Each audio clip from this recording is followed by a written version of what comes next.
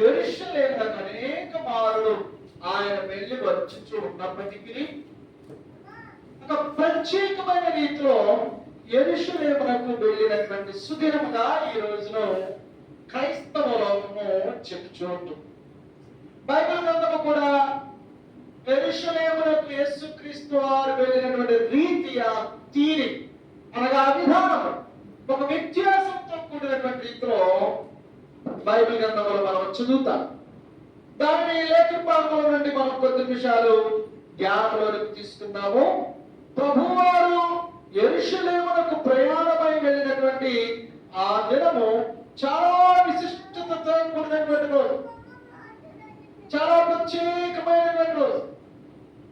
ఆ రోజున యేసుక్రీస్తు వారు ఇదిగో యెరూషలేమునకు వెళ్ళటకు సిద్ధపడి ఆయన మీరు ముందుగా వెళ్ళండి, వెళ్ళి ఇదిగో ఒక పట్టణంలో లోనికి వెళ్ళిన తర్వాత అక్కడ ఒక కట్టబడినటువంటి గాడిదయు దాని ప్రక్కన గాడిద పిల్లయు ఉంటుంది, మీరు వెళ్ళి దాన్ని తీసుకొని రండి, మనము యెరూషలేమునకు వెళ్దాం అనేటటువంటి మాటలు చాలా విశిష్టతను సంతరించుకుంటూ ఉంటాయి. గమనించండి, యేసు ప్రభువారు ఫస్ట్ డే ఆయన రాజుగా ఒక రాజ టీవీతో యెరూషలేమునకు బయలుదేరి వెళ్ళిన విధానం మనం చూస్తాం. ఆ రోజులలో రాజులు ఒక ప్రత్యేకమైనటువంటి ఆ యొక్క ఘాతపనికి వెళ్ళడం అనేది జరిగేది. అది దావీదు యొక్క కుమారుల నుంచి సంక్రమించి. గమనించండి, గుర్రములు అనేవి వాడబడలేదు. ఐగుప్తీయులు గుర్రములను వాడేవారు. యూదులు, యూదారాజులు గార్ధబొమ్మలనే వాడేవారు, గాడిదనే వాడేవారు రాజు. ఒక గాడిదను తీసుకురండి, ఆ యొక్క గాడిద పిల్ల మీద ఎవరు ఇప్పటికీ కూర్చోలేదు, అది తీసుకురండి అని శిష్యులను పంపి ఆ యొక్క గాడిదను వారు తీసుకువచ్చిన తర్వాత ప్రభువైన యేసుక్రీస్తు వారు దాని మీద కూర్చుండి ఆయన యెరూషలేము యాత్రను ప్రారంభించినట్లుగా మనం చూస్తాం. దేవుని స్తోత్రం. ఈ రోజున గుర్రం మీద ఎక్కడం అంటే విశేషం, ఒంటి మీద ఎక్కడం అంటే విశేషం, ఏనుగు మీద ఎక్కడం అంటే విశేషం. ఏమంటారు? ఏనుగు మీద ఎక్కి ఫోటో తీసుకుంటారు, ఒంటి మీద ఎక్కి ఫోటో తీసుకుంటారు, గుర్రం మీద ఎక్కి ఫోటోలు తీసుకుంటారు, గాడిద మీద ఎక్కి తీసుకుంటారా? ఎవరైనా చెప్పండి. ఈవెన్ ఒక ఎద్దు మీద ఎక్కి ఫోటోలు తీసుకుంటారు, గేద మీద బర్రె మీద ఎక్కి ఫోటోలు తీసుకుంటారు, గాడిద మీద ఎక్కి ఎవరైనా తీసుకుంటారా? కదా, తీసుకోవడానికి ఎవరు ఇష్టపడరు కదా. కానీ ప్రభువైన యేసుక్రీస్తు వారి తగ్గింపు చూడండి, దేవుని కన్నీళ్ళు వస్తాయి. అంతగా తగ్గించుకున్నాడు ఆయన. దీనుడైన రాజు, దేవుని స్తోత్రం. నీదు రాజు దీనుడై దేవుడు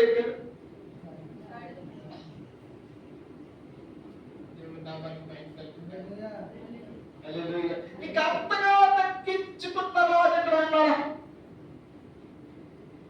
గమనించండి, is a king of king. ఆయన రాజు రాజు, ప్రభువుల ప్రభు, సర్వ సృష్టికి ఆయన ఆధారభూతుడు, మూలాధారుడు. ఫిలిప్పీయులకు రాసిన పత్రిక అధ్యాయంలో ఆయన ఎంతగా తగ్గించుకున్నాడు అంటే అక్కడ స్పష్టంగా రాయబడి, ఇదిగో దేవునితో మనుషుల పోలికగా పుట్టి దాసుని స్వరూపమును ధరించుకొని తన్ను తానే రిక్తునిగా చేసుకున్నాడు. దేవుని స్తోత్రం. హల్లెలూయా. మనుషుని పోలికగా పుట్టి దాసుని స్వరూపం. ఎవరికి దాసుడు? మనుషులకే దాసు. మానవ మాత్రులు మట్టి వారమైన మన కాళ్ళు కడగడానికి ఆయన ఉపక్రమించాడు. పేతురు, యోహాను, యాకోబు 12 మంది శిష్యులు కూర్చుండగా ఈవెన్ తనను అప్పగించు వారి కాళ్ళు కూడా కడుగుతాడు ఆయన. దేవుని స్తోత్రం. మనం కడుగుతాం. పిల్లలు సిల్లుకి అప్పగించేస్తాం అన్న వాళ్ళు కూర్చొని కాళ్ళు కడుగుతారా? ఇంటర్ రాస్తాం అసలు. ఒక భక్తిపరుడు ఉన్నాడు, చాలా పెద్ద భక్తిపరుడు. అతగాడు తీర్మానం తీసుకున్నాడు. ఏమిటా తీర్మానం అంటే ఒక నిర్ణయం తన జీవితం. ఏమిటి? తాను వండిన అన్నంలో కూరలో కొంచెం తీసి పక్కన పెడతాడు. అది దేవునికి అని అంటాడు. అది ఎవరికి? దేవునికి అంటాడు. ముందు దేవునికి అన్న తర్వాత నేను తింటాను అంటాడు. ఇక రోడ్డు మీద ఎవరైనా అటు ఇటు పోయేవారు వస్తారేమో, అయ్యా కొంచెం కొత్త అన్నమేయండి అని అడుగుతారేమో అని చూస్తా ఉంటాడు. తన ఇంటికి వచ్చి ఎవరైనా అయ్యా కొత్త అన్నమేయ్యా అని అడిగితే గబగబా అతన్ని పిలిచి ఆ భోజనాన్ని అతనికి పెట్టి, దేవుడికి నేను ఈరోజు ఏం చేశాను, భోజనం పెట్టారని అప్పుడు తింటాడు. అలా తీర్మానం తీసుకున్నాడు. అయ్యో ఏదైనా టైంలో రాకపోతే ఎవరు రాకపోతే అనుకునేవాడు మరి తింటా అంటే దేవుడు ఉన్నాడు కదా ఖచ్చితంగా ఎవరు కొన్ని పట్టుతాడు. ఈయన తింటాడు. ఈయన తినకూడదు. ఈయన తినలేదంటే అర్థం ఏంటంటే ఈరోజు ఈయన తినకూడదు. ఆ రోజు ఆయన దేవుడు భోజనం చేయట్లేదు మానేశాడు కాబట్టి మేము మానేస్తాం. సరే అలా తీర్మానం తీసుకున్నాడండి. రోజు అన్నవాడితో పదల మధ్యాహ్నం అన్నవాడి ముందుగా అన్నము కూర ఒక కచ్చంలో పెట్టడం, బయట వెళ్ళి కూర్చోవడం. బాబు కష్టంతో కన్నా అదుపుతో పెట్టి ఆకలిస్తుంది పోతుంటే అనగానే నీకోసం వస్తున్నాం అని చెప్పి బాబాని కూర్చోబెట్టి ఆ కచ్చం ముందండి దోశ పెట్టి ఆ చెక్క తింటే తిరిగి తృప్తిగా ఉన్నది కాస్తుంది. తృప్తి పడ్డ తర్వాత దానికి దండం పెట్టి ఆ ప్లేట్ తీసుకెళ్ళి పక్కనెట్టి అతగాడు వెళ్ళిన తర్వాత అతగాడు భోజనం చేస్తాడు. ఇలా అలాగే ఓకే. ఒకనొక రోజున చాలా లేట్ అయిపోయింది. భోజనం టైం దాటిపోయింది. 2 అయిపోయింది. 2:30 అయిపోయింది. వీరికి కూడా కనక లాభం వేసేస్తుంది. మంచి కూర వండుకున్నాడు. భోజనం వెళ్దామంటే ఎవరు రాట్లేదు. 2:30 అయిపోయింది. చూస్తా ఉన్నారు. ఎవరో ఒక పట్టుకుని ఎలా సోపాల పక్కన వస్తూ ఇతగాడు చూశాడు కదా ఆయన నీ పక్క చూపుతాను రా మనసులో రాదైనా రారా అని అంటాడు. గబగబ కళ్ళతో కళ్ళు ముందు అన్నమాట దేవుడు అనేటో ఉంటే నాకెప్పుడో మంచి స్థితి వచ్చేది. ఇప్పుడు వరకు నాకు కాళ్ళు కట్టుకోమని చెప్పాడు అన్నం పెట్టినప్పుడు. మీరు దేవుడు నాకు దేవుడు లేడు నాకు అన్నం పెట్టేవాడే దేవుడు. అన్నం పెట్టేవాడే దేవుడు. మీరు ఎంత మంచివాడు అనుకోవట్టు మరి చిన్నవాడి నుంచి నన్ను ఎంత బాగా వచ్చాడో దేవుడు. ఉన్నాడా అసలు తింటామన్నాడు. ఎవరిని? ఈయన ఎవరిని పెడుతున్నాడు? ఈయన ఎవరు తింటున్నాడు? ఈయనకి ఎలా ఉంది? ఒళ్ళు మండిపోతున్నారు. మా చిన్నవాడే నాకు ఆకలి దప్పుతో చంపేశాడు దేవుడు. నా తల్లిదండ్రులకు దూరం చేశాడు దేవుడు. ఈ రోజు ఈ యొక్క బయట దుస్థితికి కారణం దేవుడు. ఓ తింటున్నాడు. అన్నం తీసుకొచ్చి ముందు పెట్టడానికి లోనికి వంటగదిలోకి వెళ్ళి బయటకు వచ్చినాడు. భయంకరంగా తింటున్నాడు దేవుడు. ఒళ్ళు పడిపోయి వెళ్ళిపోయి కాలు పట్టుకుని తప్ప తప్ప నాలుగు ఏ కాలు తింటున్నావు? ఎవరు తింటున్నావు? దేవుడు తింటున్నావా అని చెప్పేసి అబ్బో పెట్టడం కొత్తవారంటే అయ్యో అంటే కొత్త మంది చంపేద్దాం బయటకు వెళ్ళి గేట్ ఎట్టేశాడు. గేట్ తాళం పెట్టేశాడు. తాళం పెట్టేసి వాడికి వచ్చి ఇదిగో నిన్ను ఈ రోజు దేవుడు అన్న మాట ఈ రోజు నరికేసేస్తాను వాడికి వెళ్ళాడు. వాడికి వెళ్ళి కనిపిస్తాం, అమ్మో ఏం చెప్తున్నా బాబో రారా అని కేకలేసేస్తాను. వాడికి వెళ్ళి కత్తెత్తుతుంటే దేవుడు స్వరం వినిపిస్తుంది.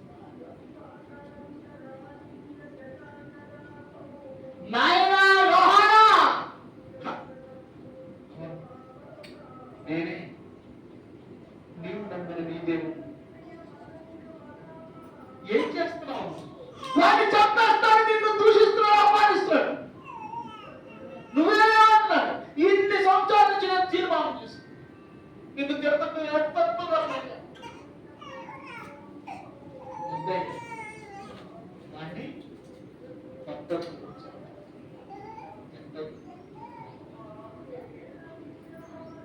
ఉదయ్ క్షమించేసి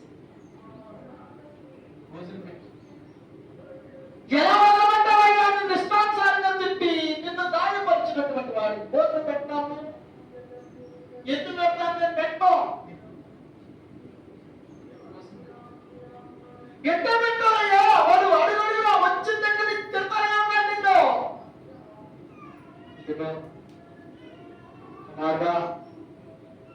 ఈ ఒక్క పూట నీ చెప్పుతో తిట్టినటువంటి ఆ తిప్పులను భరించలేక వాడిని చంపేస్తానన్నాడే. వాడు ఇంటి నుంచి బయటకు వచ్చారు 7 సంవత్సరాలకు. తల్లిదండ్రులు వచ్చి పారిపోయి రోడ్డు ఎక్కారు. అప్పటి నుంచి నన్ను తిడతానే ఉన్నాడు. 7 సంవత్సరాల నుంచి ఏం చేస్తారు? తిడతానేమంటున్నాడు.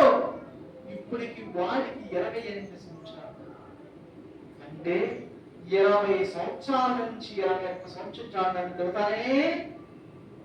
అయినా నేను వాడికి భోజనం ఏదో ప్రకారం పెడతానే. ఒక్క క్షణం క్షమించలేదు. 21 సంవత్సరాల నుంచి నన్ను తిడుతున్నా సరే వాడికి పెడతానే. అలాగే పెద్ద ఎక్కి అమ్మ పట్టుకెళ్ళి చెప్పించారు బాబు కూర్చొని చెప్పంటే తింటూ కూడా చెప్తానే ఉన్నారు దేవుణ్ణి. ఈ తిరుగుతున్న మాటలు ఇంటూ ఎక్కెక్కి ఏడుస్తున్నాను. ఇది మనసు చాలా గొప్పది. ఆయన గమనించండి,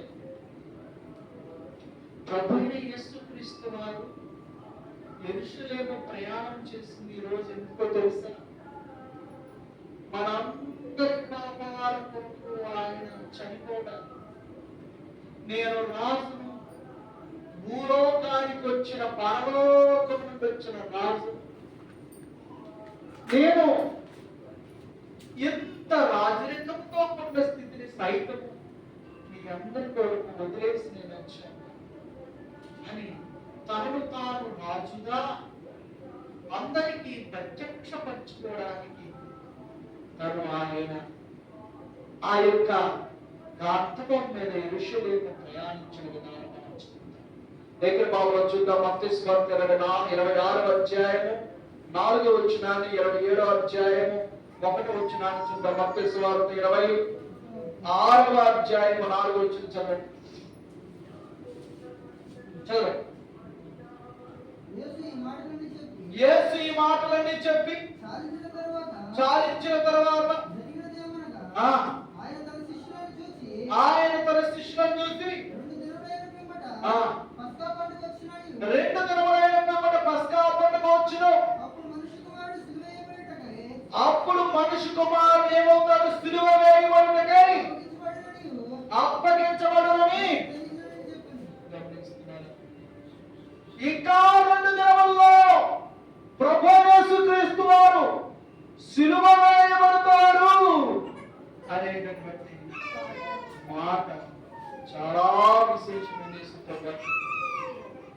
ఆయన సిలువ వేయబడడానికి కొరకు తనను తాను రాజుగా బయలుపరుచుకున్నాడు. దేవుని స్తోత్రం. హల్లెలూయా. ఆయనలో ఉన్న తగ్గింపు విశేషమైనది, గొప్పది, శ్రేష్టమైనది. ఆయన యొక్క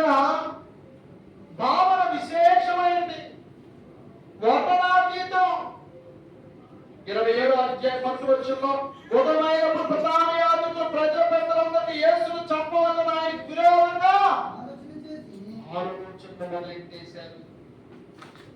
ప్రభువాన్ని చంపాలి. ఎప్పుడైతే నేను రాజుని అని ప్రకటించుకున్నాడో అప్పటి నుంచి ఆయన సమస్యలు మొదలయ్యాయి, శోధనలు మొదలయ్యాయి.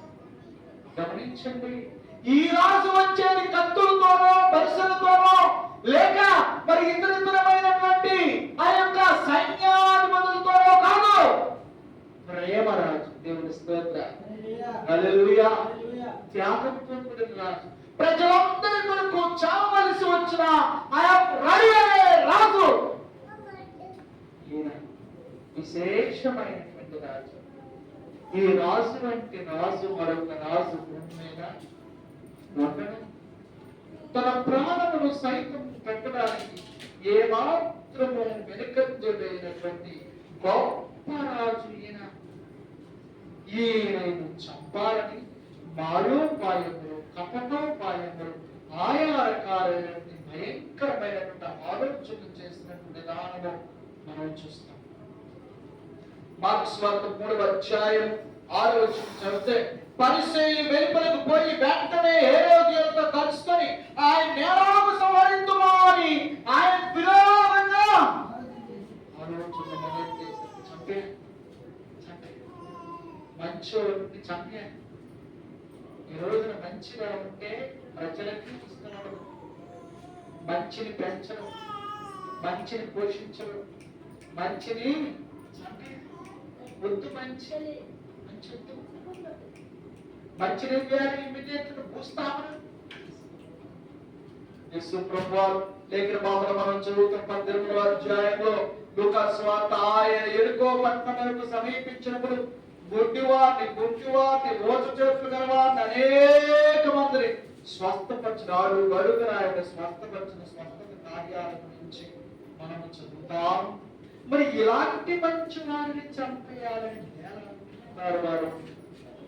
కారణం ఏమిటి? మంచంతో చంపేయాలి. ఆయన మంచి చేయడానికి వచ్చాడు భూమి. దేవుని స్తోత్రం. మేలు చేయడానికి వచ్చాడు, దీవించడానికి వచ్చాడు. మనందరినీ కూడా దీవెనలకు, ఆశీర్వాదములకు వారసులుగా చేయడానికి ప్రభువు వచ్చాడు. దేవుని స్తోత్రం. హల్లెలూయా. ప్రభు మనల్ని ప్రేమించాడు కనుకనే ప్రతి విషయంలో కూడా ఆయన మనల్ని క్షమిస్తూ వచ్చాడు. మనము నమ్మదగని వారమైన ఆయన మనల్ని నమ్మాడు. దేవుని స్తోత్రం. ఆయన మనల్ని నమ్మి మన కొరకు ప్రాణం పెట్టాడు. మనల్ని ప్రేమించి ఆయన మనల్ని హక్కును తెచ్చుకున్నాడు. మనల్ని ఎదురు చూసి ఆయన మనల్ని దగ్గర తీసుకుని ఎన్నో పాపములు, ఎన్నో వ్యసనములు, ఎన్నో దేవునికి అయిష్టమైనటువంటి పాపిష్టి బ్రతుకుల వల్ల ఉన్నాయి. ఆయన అన్నిటినీ క్షమించడానికి చూస్తున్నాడు, ప్రేమిస్తున్నాడు. ఆయన ప్రేమను చూడగలిగినటువంటి మనము ఆయన దగ్గరగా సమీపస్తులుగా ఉండాలి. ఎప్పటికీ ఆయన మనము కొనియాడుతూ ఉండాలి, కీర్తిస్తూ ఉండాలి. లేఖన భాగంలో లూకా సువార్త 6వ అధ్యాయం 1వ వచనం చూస్తే, ఒక విశ్రాంతి దినమున ఆయన పంట చేలలో పడి వెళ్తుండగా ఆయన శిష్యులు వెన్నులు తుంచి చేతులతో నలుపుకొని తినుచుండగా, ఇదిగో పరిసయ్యులు చూసి అంటున్నారు, ఇది విశ్రాంతి దినము కదా, ఈ శిష్యులు ఎందుకు అలా చేస్తున్నారు, తప్పు చేస్తున్నారు. ఎందుకు తప్పు యేసు ప్రభు వారి మీద చూపించాలి, ఆయన చెప్పాలి.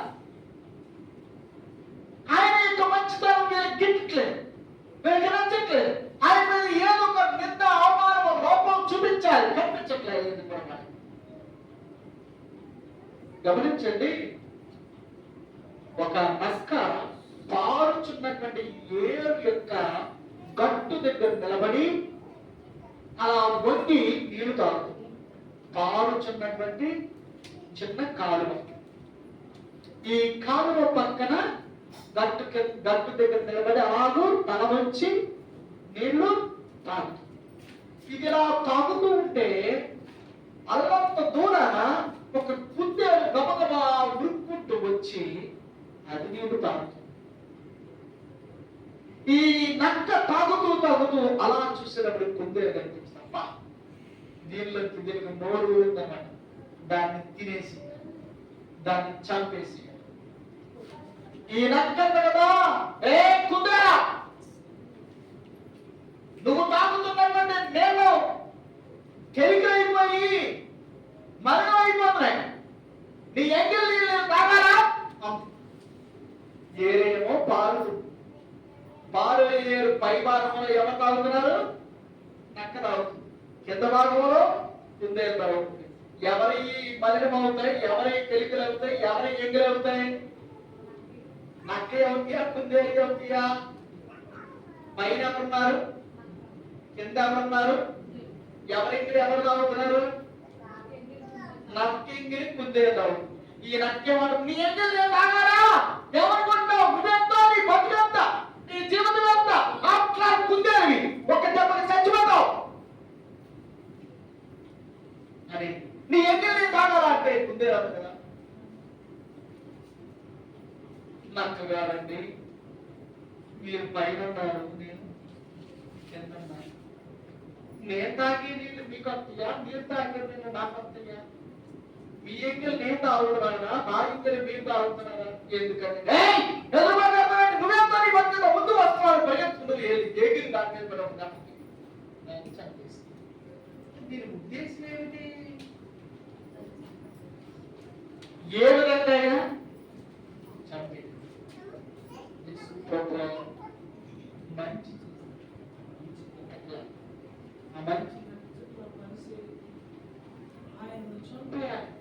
ఈ రోజున ప్రభు వారు యెరూషలేమునకు వెళ్ళిన ఈ రోజున 3-4 రోజుల్లో ఆయన చంపడానికి సిలువకు ఎక్కించేశారు. గమనించండి, మన జీవితంలో ప్రభు చేసిన కార్యం గురించి ఆలోచించాలంటే వర్ణనాది మన మనసుకు ఆలోచనకు అందమైన ఆయన యొక్క దివ్యమైన బోధ ప్రభు మనల్ని అంతగా ప్రేమించారు. మనం ఎన్నో వాటిని ప్రేమిస్తాం, ఎన్నో వాటి కొరకు మన మనసును పెడతాం, మన బ్రతుకులను వాటికి కేంద్రీకృతం చేస్తాం. కానీ ప్రభువుకు ఇదే ఆలోచన, మన ఆలోచన దేవుని స్తోత్రం. ఆయన ఎల్లప్పుడూ నీ గురించే ఆలోచన, నీ గురించే ఆలోచన. మనకెన్నో ఆలోచనలు, మన జుట్టు ఎంత ఉందో అన్న ఆలోచన ఉంటాయి, నెత్తేండా పొట్టల్లే ఆలోచనలు ఉంటాయి. కానీ ప్రభు వారికి ఒకటే ఆలోచన. ఏ ఆలోచన? ఈ ఆలోచన, నా ఆలోచన, మన ఆలోచన. దేవుని స్తోత్రం. నా బిడ్డలు ఎలా వారిని పాపము బట్టి పీడించేసి చంపేస్తేమో కనుక ఆ పాపానికి విరుగుడైనటువంటి ప్రశస్తమైన నా యొక్క ఏ పాపమైన రక్తాన్ని చిందించి వారిని కడిగేస్తా. దేవుని స్తోత్రం. హల్లెలూయా. వారి కొరకు చనిపోవడానికి సిద్ధమే, త్యాగం చేస్తా, సిలువలో మరణిస్తా. ఇది యేసుక్రీస్తు వారి ప్రేమ. దీని కొరకు ఆయన మరణానికి ఆయన వెళ్ళడానికి సిద్ధపడ్డాడు. యోహాను సువార్త 5వ అధ్యాయం 2వ వచనంలో మనం చదువుతాం, యేసు నీవు లేచి నీ పరిపెత్తుకొని నడుమని వానితో. గమనించండి, భయంకరమైనటువంటి పాపములతో పట్టి పీడించబడుతూ ఉన్నటువంటి పక్షవాతం కలిగిన వ్యక్తిని ప్రభు వారు లేవనెత్తారు. లేపి నీ పరిపెత్తుకున్నకు వెళ్ళిపోయి పాపాలు క్షమించబడు. ఇలా ఎన్నో ఆశ్చర్య అద్భుత కార్యాలు చేసినప్పుడు అడుగడుగున ప్రతి అద్భుతం ఆశ్చర్యకార్యం చేసిన చోటల్లా కూడా ఈయన ఎలా చెప్పాలి? ఈ రోజు గొప్ప కార్యాలు జరిగిపోతున్నాయే, అద్భుత కార్యాలు జరిగిపోతున్నాయే, మంచి కార్యాలు జరిగిపోతున్నాయే, అమ్మో తక్కువ అయిపోతున్నానే అని పరిస్థితి జుట్టుపట్టు కలపండి. ఆయన మంచి కార్యాలు చేస్తానే ఉన్నాయి. దేవుని స్తోత్రం. యోహాను సువార్త 7వ అధ్యాయం 10వ వచనం చదివితే, అయితే ఆయన సహోదరులు పండుగకు వెళ్ళిపోయిన తర్వాత ఆయన కూడా బహిరంగంగా వాళ్ళకి రహస్యముగా వెళ్ళారు. ప్రతి పండుగ ఏమీ తక్కువలేదు.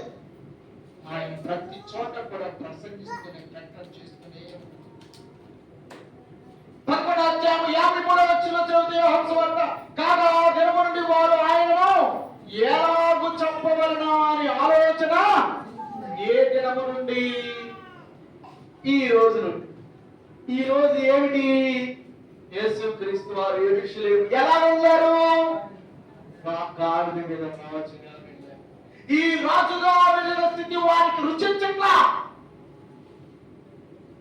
వారికి ఒప్పుకోట్ల మనసు, చంపేయాలని అనే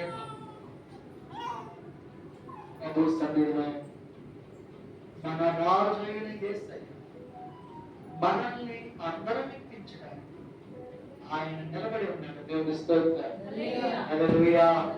ఇదిగో భక్తులైన స్తెఫను రాళ్ళ పెట్టి కొట్టుచు ఉండగా చనిపోతున్నటువంటి స్తెఫను పైకి ఆకాశం వైపు చూస్తే ఆయన కనిపిస్తున్నటువంటి ఆ యొక్క దర్శనాన్ని చెప్తాడు స్తెఫను.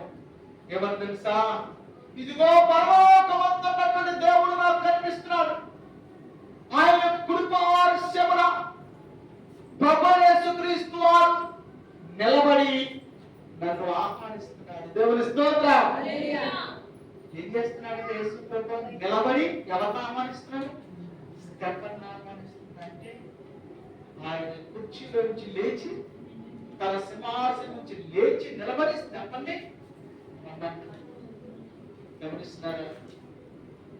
మనకంటే పెద్దవాళ్ళు మనల్ని చూసి కుర్చీలోంచి లేస్తారా? వాళ్ళని చూసి మనం మరి స్తెఫను పెద్దడా? యేసు ప్రభు వారు పెద్దడా? ఆకాశమందున్న దేవుడు ఒక సామాన్యమైన స్తెఫను బట్టి లేచి నిలబడ్డాడు. ఎంత తగ్గింపండి. దేవుని స్తోత్రం. హల్లెలూయా. నా కొరకు ప్రాణం పెడుతున్నాడు. స్తెఫను నా నిమిత్తములు నామకం చేత కొట్టబడుతున్నాడు, చంపబడుతున్నాడు. తన కొరకు నేను లేచి తనను ఆహ్వానించాలి. దేవుని స్తోత్రం. మనల్ని అంతగా ప్రేమించాడు ప్రభు వారు, మనల్ని అంతగా ఇష్టపడ్డారు, అంతగా గౌరవించారు, అంతగా కనపరిచారు. ఆయన దాసుని పోలికగా మారిపోయి తనను తాను రిక్తులుగా గాడిద పిల్ల మీద ఆయన యెరూషలేములో కూర్చొని దేవుని స్తోత్రం. He is one of the great mighty ఒక్కడే ఆయన ప్రభువైన యేసుక్రీస్తు. ఆయన తగ్గింపు వెనకట్టలేదు. ఆయన తగ్గింపుని మరి ఏ విధంగా కూడా మార్చలేదు. కనుక ప్రభువు తెలియజేసిన విశేషమైన మాట ఏంటో తెలుసు? తనను తాను తగ్గించుకున్నాడు, తనను తాను తగ్గించుకున్నవాడు నేను ఎప్పుడైతే తగ్గించుకుంటాను నేను దేవుడు ఏం చేస్తాను? ఇదిగో యేసుక్రీస్తు వారు అంతగా దీనులుగా వ్యక్తులుగా తగ్గించుకున్నాడు. ఆకాశంలో పరమాకాశంలో సింహాసనం వేశాడు దేవుడు. నీలో నాలో ఉండాల్సిన మనసు ఏంటో తెలుసు? తగ్గింపు. మన బ్రతుకులో ఏది ఉన్నా లేకపోయింది ఖచ్చితంగా ఉండాల్సిన లక్షణం ఏంటో తెలుసా? తగ్గింపు. ఆమేన్. ఇంట్లో ఏమున్నా లేకపోయింది, నీ శరీరంలో శరీర వస్త్రాలు ఉన్నా లేకపోయింది, మరి ఏ స్థితి ఉన్నది, మరి ఏ స్థితి లేదు, మీలో బలమైన లక్షణంగా ఉండాల్సింది. ప్రభువా నన్ను ఈ స్థితిలో ఉంచావు. ఈ రోజు పంచముల స్థితి ఏంటంటే ప్రపంచం నీకు స్తోత్రం. ఈ రోజు పంచలక్ష పరిమాణములు తినే స్థితిని ఇచ్చావు నీకు. అంతేగాని తృప్తిగా పంచలక్ష పరిమాణములు తినేసి గోవుతో వేసి నాకు పట్టదు, నాకెవరున్నారు, నాకు ఎవరు కూడా సాటి లేరు అనే భావంతో గర్వలేని ఒక వ్యక్తి ఉన్నాడు బైబిల్లో. నా ప్రాణమా తినము, త్రాగుము, సుఖించుము, నీకు కావలసినవన్నీ కూడా నేను అనేక సంవత్సరాలు సరిపడా దాచిపెట్టేశాను అన్నాడు. దేవుడు అంటాడా? ఈ రాత్రి నీ ప్రాణాన్ని అడుగుతున్నాను, బియ్యాలు ఇచ్చిన ఆ ప్రాణం చేసుకున్నాడు, ప్రాణం చేసుకున్నాయని సరే తీసుకుంటాను. అవి వచ్చి నీ ప్రాణాన్ని ఎత్తుకొని నరకానికి మనం దాచుకున్న ఈ పరిస్థితి ఏంటి? ఎవరు తింటారు? ఆయన చనిపోయిన కరోనా వాళ్ళ ఆవిడ చనిపోయిన హాస్పిటల్ చెప్పడానికి వచ్చేటప్పుడు ఓ సంచి తీసుకొచ్చి చాలాసేపు ఏడ్చిన తర్వాత ప్రార్థన చేసిన తర్వాత ఆ సంచి ఏముండాలనుకున్న ఆ సంచిని మరిచి సంచి నిండా మంత్రే పేట మందులు అంటే ఇక పళ్ళ డబ్బు దొరకని 2 నెలలకు సరిపడా మందులు కొనుక్కొచ్చుకున్నాడు ఆయన. షుగర్ మందులు, బీపీ మందులు 2 నెలలకు సరిపడా తెచ్చుకున్నాడు. ఎప్పుడు నెలకే తెచ్చుకునేవాడు, ఈసారి 2 నెలలకు తెచ్చుకున్నాడు. 2 నెలలకు తెచ్చుకున్నాడు అయ్యా. 2 రోజులు కూడా వేసుకొని వెళ్ళిపోయాడు. ఈ పనులు పరిస్థితి ఏంటయ్యా? అన్నింటినీ సగం సగం చెప్పేశాడు. 2 రోజులు వేసుకున్నాడు, 3 రోజులు పడతాం బాగలేదని వెళ్ళాడు కాకినాడ. అంతే అక్కడే ఉండిపోయింది. ఏమొచ్చేసింది? కరోనా వచ్చేసింది. ఎక్కించిన ఆత్మీయ మాడలేదు. మా ఎక్కడ హాస్పిటల్ పెట్టేశారు. హాస్పిటల్ 15 రోజులు చేశారు. మరి ఈ మందులు ఎందుకు కలిసి ఈయన లేదు, ఆ ఆటకు లేదు, ఆయన నాటకు లేదు. హాస్పిటల్లో తీసుకెళ్ళి అన్ని కార్యక్రమాలు చేశారు. కంటి చూడటానికి కూడా అవకాశం. అయ్యా 2 నెలలు తెచ్చుకొని ఎన్ని మందులు తెచ్చుకుని ఇన్ని మందులు షుగర్ వేసుకునే మందులు డాక్టర్ గమనించండి. ఏమైపోయింది? గమనించి ప్రభు సన్నిధిలో మన బ్రతుకులు నీటి గొడవలంటే అతిశయపడకూడదు. దేనిని చూసి మనం గర్వపడాలి? ధనమును చూసాం, ఆస్తులు అంతస్తులు చూసాం, దేవుని చూసి గర్వపడాలి. దేవుని స్తోత్రం. ఆయన సన్నిధిలో కనిపించుకోవాలి. దేవుని స్తోత్రం. ప్రభు సన్నిధిలో ఆయనకున్న తగ్గి మనలో ఉన్నది ఆయన మనల్ని ఆయన చూపించుతాడు. ప్రభు వారిని దీవించిన ఆమె ప్రార్థన చేసుకుంటాం. ప్రతి ఒక్కరు కూడా తనలో వచ్చి